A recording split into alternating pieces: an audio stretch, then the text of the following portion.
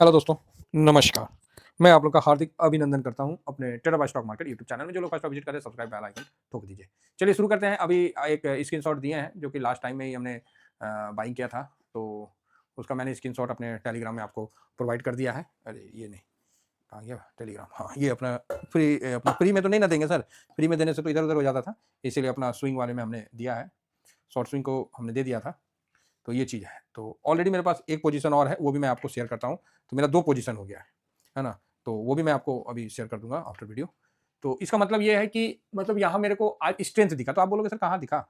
हाँ, अरे वो तो बताया ही नहीं, अभी तो शुरू ही कर रहा हूँ। अच्छा, तो ये अपना स्विंग है, इसमें जो भी हम पोजीशन बनाते हैं हम आपको देते हैं। जिस वीडियो का भी हम वीडियो बनाते हैं उसका जो पोजीशन मेरा खड़ा है वो देते हैं। तो आप इसको ज़रूर जॉइन करके रखिए, इसको जॉइन करना ही अनिवार्य है। बाकी ये शॉर्ट स्विंग है, तो उसको आप देख लीजिए, करना चाहें तो कर लें, नहीं करना चाहें तो कोई बात नहीं। लेकिन स्विंग को तो करके रखना पड़ेगा, ठीक है? जिस तरह मार्केट घूमता है, तो बोलते नहीं है कि थोड़ा-सा रिस्क लेना पड़ता है, तो कैलकुलेटिव रिस्क लेना गलत नहीं है। कैलकुलेटिव रिस्क लेना गलत नहीं है किसी भी एंगल से। आपको आज एक डाटा दिखाते हैं, पीएसयू बैंक का। काफ़ी इंटरेस्टिंग डाटा है, जिसको देख के आप खुश होइएगा, ऐसा मेरा मानना है। नहीं होइएगा तो हम आपको बताना पसंद करेंगे खुश। ये देखिए आज 1.15 लास्ट में, अच्छा मतलब इसमें एक आप देख सकते हैं बाइंग होके बंद हुआ है, ठीक है, ठीक है। सरकारी बैंक है। और सब कुछ अच्छा है, भारत में कोई अभी खराब नहीं है। सारे आँकड़े-उकड़े सब ठीक है, कोई दिक्कत नहीं है। सरकारी बैंक तो खासकर ज़बरदस्त है। और पीएसयू तो बहुत खतरनाक है, स्विंग के लिए बहुत वाहियात ईटीएफ है। गिरने में भी इसका कोई ओर-छोर नहीं रहता और भागने में भी कोई ओर-छोर नहीं रहता। हाँ, हालाँकि कुछ समय से समझदार हो गया है, तो उसपे हम चर्चा करते हैं। तो आज का जो इसका बाइंग पोज़ीशन है, वो मैं आपको दिखाना चाहूँगा।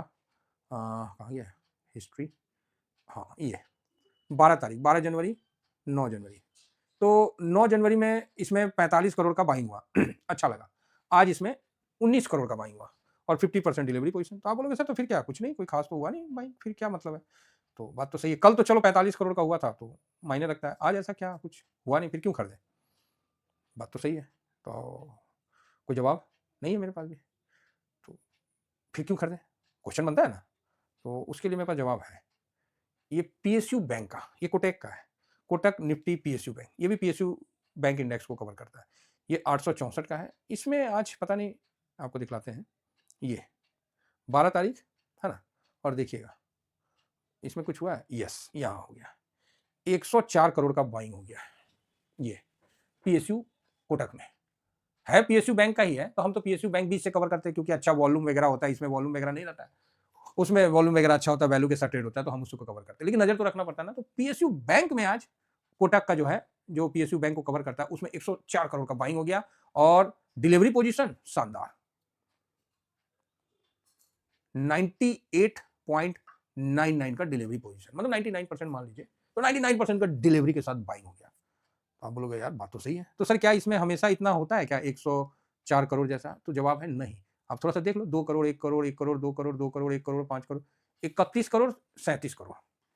जिस दिन 37 करोड़ हुआ था ना, उस दिन इस मंथ का लाल निशान आपको दिख सकता है। यस, 816 का था। तो 37 करोड़ के बाद इसमें एक बाइंग आया और 37 करोड़ का बाइंग आया और उसके बाद इसने यहाँ से 896 का हाई बनाया। मोटा-मोटी 9% एप्रॉक्स में, है ना? 10 नहीं बोल रहे, मोटा-मोटी 9% का आसपास का हाई बना लिया। तो आप बोलोगे हाँ, बात तो सही है। तो कितना करोड़ का बाइंग आया? तो 37 करोड़ का। अभी कितना करोड़ का बाइंग आया? तो 104 करोड़ का। कुछ समझ में आ रही है बात? तो आप बोलोगे समझ गया।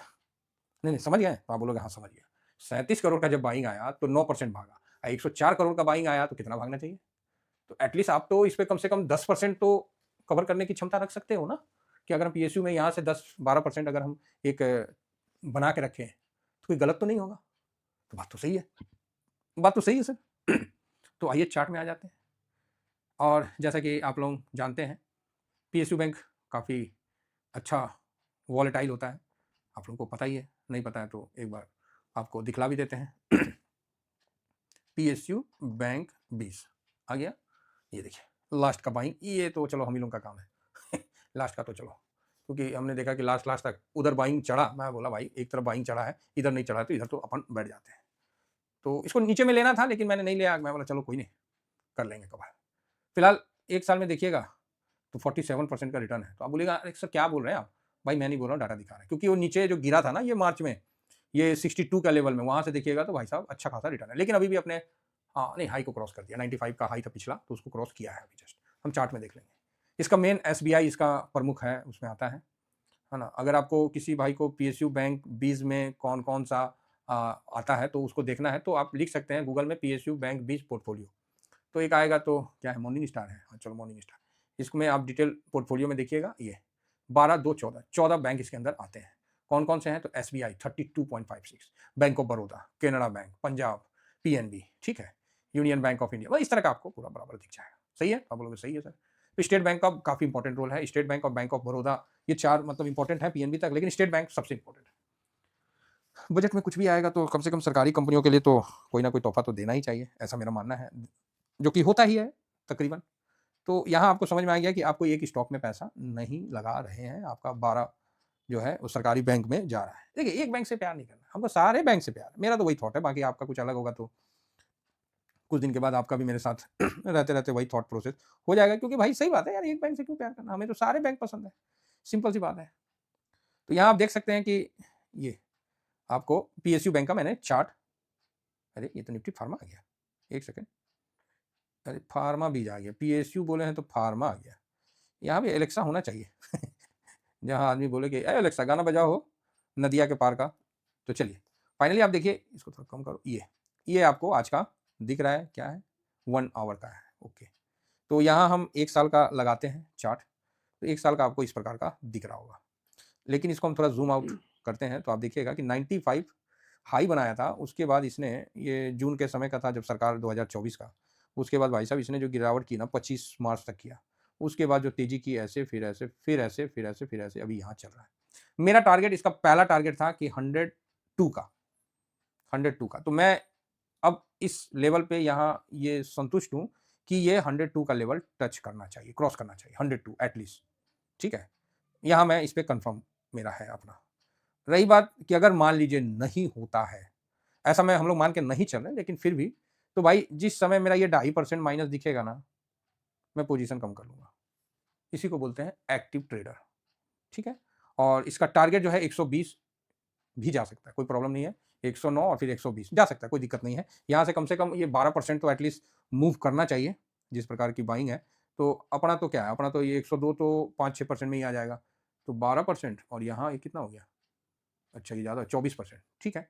अगर ट्रेड डील हो जाता है तब तो 120 का लेवल, और ट्रेड डील नहीं होता है, खाली पॉजिटिव और थोड़ा-सा अच्छा खबर रहता है, तो 102 आपको क्रॉस करता हुआ दिख जाएगा, ठीक है।